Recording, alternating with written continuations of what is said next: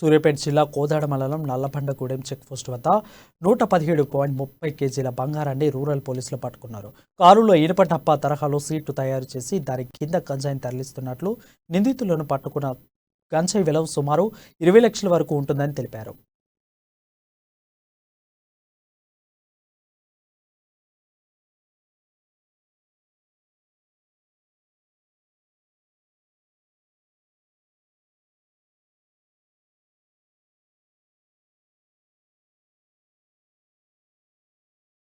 Ramapuram check post దగ్గర DSP Venkatesh Reddy గారి ఆధ్వర్యంలో రూరల్ సిఐ పిఎన్డి ప్రసాద్ మరియు ప్రశాంత్ ఎస్ఐ వారి టీం అంతా ఒక మనకి గాంజా సరఫరా అవుతుంది, ట్రాన్స్పోర్ట్ అవుతుందని చెప్పిన ఒక ఇన్ఫర్మేషన్ మీద మొత్తం అన్ని వెహికల్స్ చెక్ చేయడం జరిగింది. చెక్ చేస్తున్న క్రమంలో ఆల్మోస్ట్ మధ్యాహ్నం 3:30 ఆ ప్రాంతంలో ఒక కారు, ఇండికా కారు ఒకటి AP1U 2947 number, AP1AU 2947 indica car ఒకటి దాన్ని పట్టుకొని చెక్ చేయడం జరిగింది. అది చూస్తే నార్మల్ చాలా మామూలు, దాన్ని ఏమున్నట్టు కూడా లేదు.